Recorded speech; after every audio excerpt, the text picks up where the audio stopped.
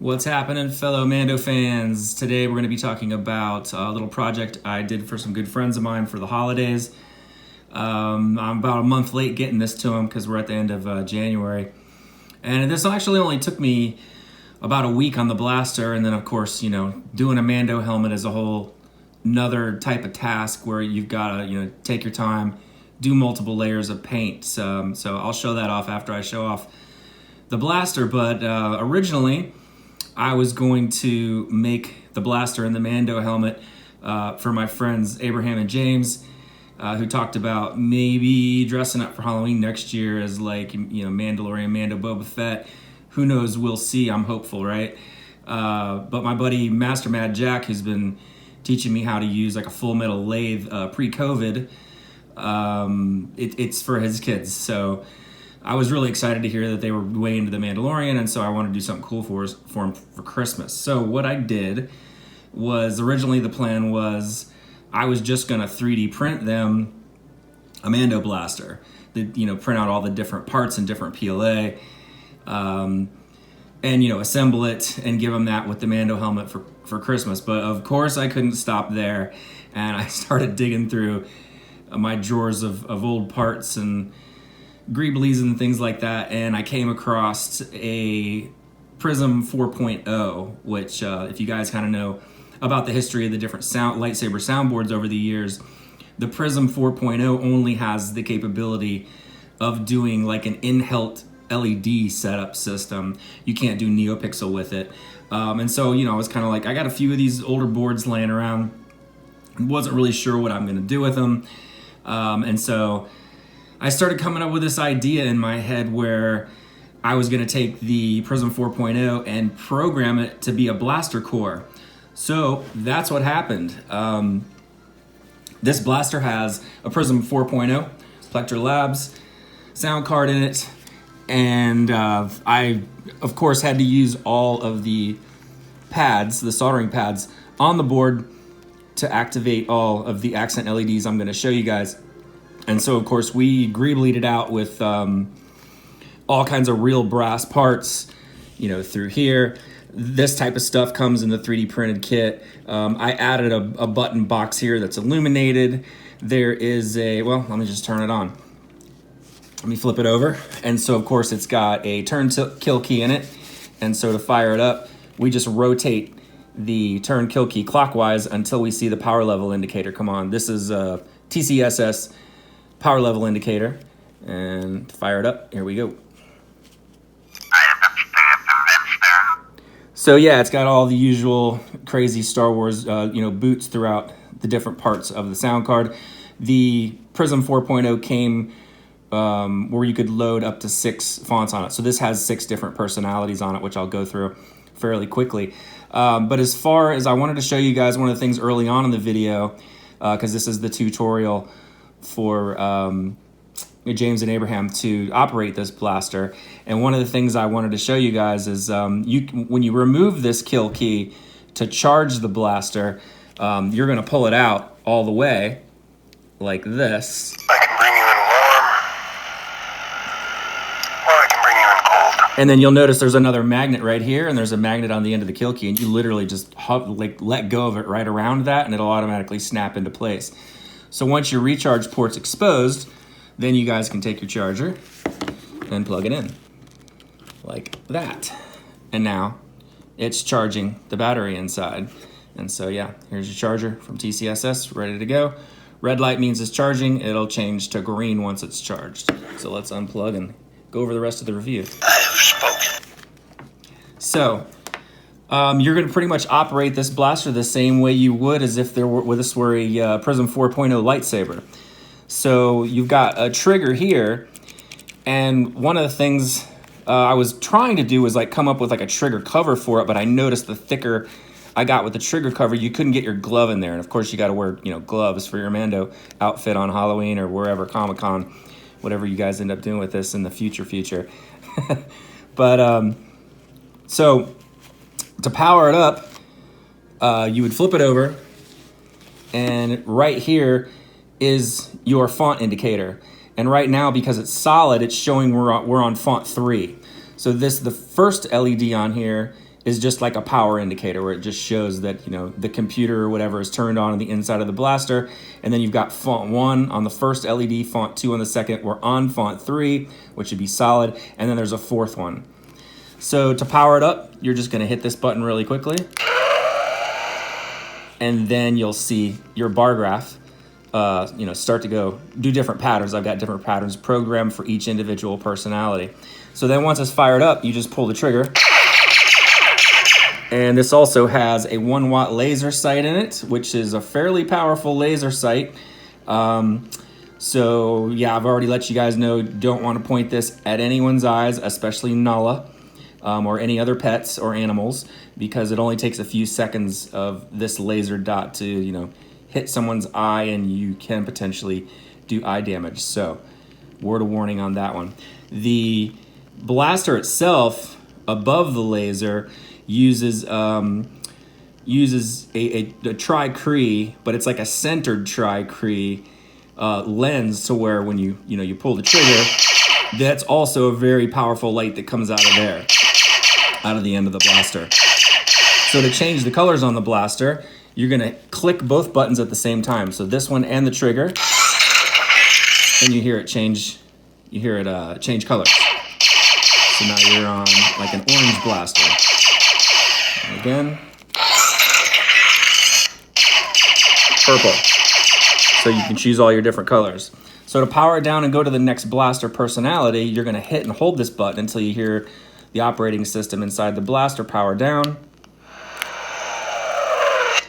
And then you're gonna hit and hold, click and hold the trigger till you hear a beep. And then you click it again to hear another beep. This is the way. And that This is the way. advances to the next personality or the next sound font. Then to activate it, same deal. All right. All right, and then to power it down. And then we'll just run through the fonts really quickly. I believe the next font is going to be your long Christmas message font, and I'll go ahead and let it play the whole thing. So when you guys get used to using this blaster after you've learned everything the message says, and I'm also going to include paperwork with written, with their typed directions on it. That's the same thing that this is going to say. So let me go to the next font. Brief cargo said you were coming. Nope, it'll be the next font with the message. You were the best in the parsec. Power it up.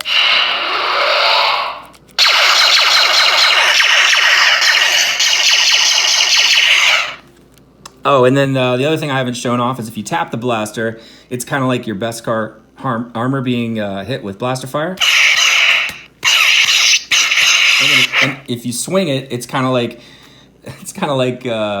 kung fu or karate type swings.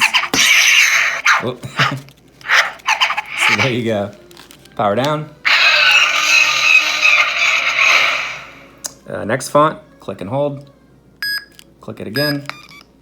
Greetings Abraham, James, Princess Michelle and Master Matt Jack, and of course the most badass of you all, Nala. Welcome to your Mando Blaster Virtual Droid tutorial. Warning, never point the red laser dot at anyone's eyes. This is a very powerful blaster and should be treated with respect. Now let's get started. You can activate the blaster by pressing the button on the side. After you hear the system boot up sound, you may fire when ready by clicking the trigger. If you press and hold the trigger, your blaster will go into rapid fire mode. Swinging your blaster will trigger various hand-to-hand combat sounds, and tapping your blaster will trigger sounds of your Beskar armor being hit by enemy fire. You can also change the color and strength of your blaster by pressing both buttons at the same time. Red is the highest power setting and blue is set to stun. When the threat has been eliminated, or they run for their lives, you may deactivate your blaster's operating system by holding down the side button, until you hear the blaster power down. After powering down your blaster's system, you can then change to 6 different blaster profiles by holding down the trigger until you hear a single beep, then press the trigger again to confirm your change. You are also able to see the current power available in your blaster on the power level indicator. For safe storage and safety, always reinsert the kill key into the recharge port. This is the way. Always only use the included charger with your blaster for long-lasting power, because other chargers may damage your blaster's system. If you would like to hear this tutorial again, reinsert and then remove the kill key. Enjoy, be safe, and the Force will be with all of us, always. I have spoken, and good day. So this is the message that's going to play after they open up the box. There'll be like a small tag attached to, you know, the magnetic kill key that they'll pull it out, and then they'll hear this message, and it's basically going to teach them, you know, like an audio message on how to use their blaster. And then, you know, of course, it'll have instructions in here. So the thing about this long message is, this is for Jack, is that you won't be able to get out of or bypass this message. And so what I'll do is, you know, after the boys get used to using this blaster, I'll call you up and walk you through the steps on how to remove the SD card out of the bottom of the sound card, put it in the computer, and all you're gonna have to do is simply change the names of like 4 files in there.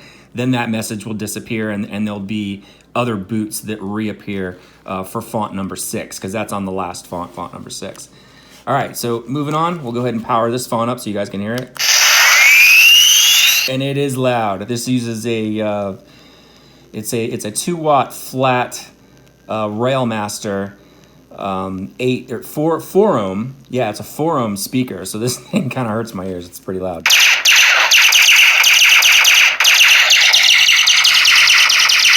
And you'll notice that the power level indicator goes down because of the current draw that's happening with the LED in here. Every time you pull the trigger. So let's see if we can get in close, get it to focus.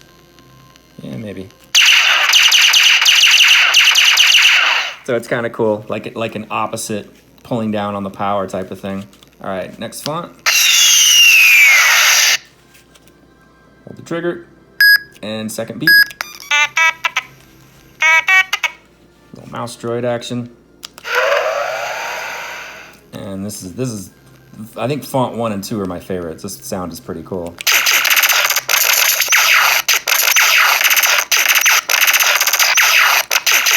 I actually pulled some of these sounds off the crystal focus, which is pretty cool. And so then I haven't shown yet, if you hold down the trigger, it goes into rapid fire mode. So you just squeeze it kind of like you would go into lockup on a lightsaber, but when you do this, I programmed it so when you hold the trigger down, it just goes into rapid fire mode. All right. Next font. Oh, and then let me flip it over to the other side so you guys can kind of see. Now we're on font 1. So you'll see this pattern here. Let me power it down. And then go to font 2. So we'll click and hold. And then pull it again. And it's second beep. So now you can see that the LED has moved from position 1 to position 2. So this means you're on font 2. So what it'll do is it'll go... On font 1, it'll be on the first slot, which is after, because this one's always illuminated on the front. But on font 1, it'll be the first, bright green lit up slot. Now we're on font 2. When it goes to font 3, it'll move to the third LED position, and then font 4. And then when it goes to font 5, it's going to reverse and go the other direction and start flickering. So that's how you know you're in either font 5 or font 6, because it'll reverse direction and start going the other way. All right, powered up. And then you see you've got a different kind of Knight Rider or Cylon back and forth LED bar graph going. This is my other favorite font. And this thing is bright.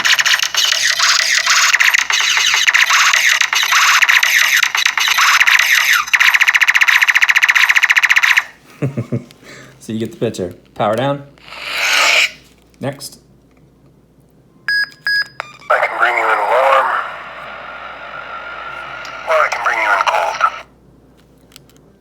Powered up.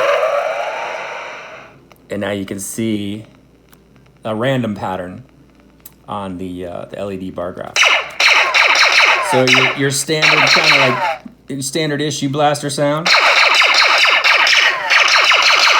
All right, next font.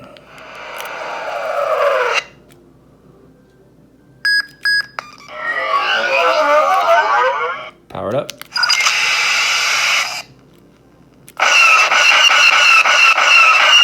Pretty sure you guys all know that sound by now from Star Wars. That's if I hold down the trigger. All right, power down. Next font. The kid's coming with me.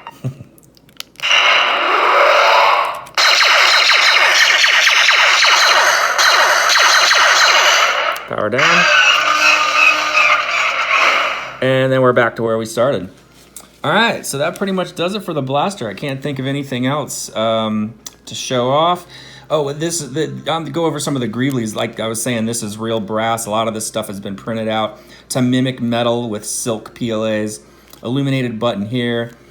And then this actually is kind of a reference to the original prop. Of course, this isn't like insanely screen accurate because I added all these extras on here. So we'll call this Mando's Blaster 2.0. How's that? And this is a titanium drill bit that I kind of dulled down and glued in there, and it actually fits the look of the original prop. This is a 1-watt laser from my laser cutter that I was using as a sight. I bought a few of them to try out different ones, but this one worked out perfect for the Mando blaster because of the diameter of it, and it does have a real brass housing in it, so it's pretty nice. This is chrome silver paint that I used to touch up this part of it. This is wood fill PLA. So this is actually like a walnut color wood fill PLA that got printed on the printer. And I'm really happy with how heavy it came out when it's done because it's got a decent sized lithium battery in here. And then of course, the recharge port, I made a custom grill for the speaker and it's all glued into place. This is a greebly that is similar to what's on the original prop. And then of course, you've got your kill key stuck to the magnet here. I don't know if I can get this off with the gloves on. I won't try because it's stuck on there pretty good. But this is where you'll store it when you're charging it, just so you don't lose the kill key. And then, of course, the PLI in here, power level indicator, more greeblies, and then I added this greebly up here just because it kind of looked cool. This is actually a spacer for like an RC quadcopter type of thing with some bolts on the end of it, and it got glued on the top. And then these are bolts that hold the entire blaster together up top. And then I used brass inserts that get melted into the body of the blaster, and that's how this whole thing is held together. So if you unscrew these, the whole thing will separate. But the only way I was able to pull this part of it off was normally you would print this part not hollow. This would have some infill in it on the center of the blaster. But if you go into your settings in Cura and set it up on the 3D printer so that it prints this, what they call double wide vase mode, it'll actually print the walls of this shell, the main body shell. It'll print them thicker and it prints the inside hollow. So that's how I was able to stuff all the electronics in here. And then we screwed the recharge port in there. Of course, that's all metal. It's a 2.1 millimeter recharge port for your charger. I think that pretty much covers everything, guys. We'll just go ahead and check out the helmet real quick. Set this off to the side and we'll bring the helmet over here. And this was a journey because what you have to do is print this in 8 different pieces because I don't have a big enough printer to print an entire helmet. That'll be next. But you print this in 8 different pieces and then you super glue it all together, and then you use like almost like body filler to fill in all the crevices and creases and stuff. And then I painted it with 2 full cans of sandable gray primer, sanded it down by hand, and then put 2 coats of silver, on top of it. So if you guys want to take it to the next level and sand it even more and get it even smoother, all you'll have to do is pop out the visor, which, Barbara helped me hot glue the visor in there, and she did a really good job helping me out. So it looks pretty legit. Just needs some weathering type of thing. And enjoy it, you guys. Merry Christmas. And we'll see you guys soon. Take care. And may the force be with everybody. Bye.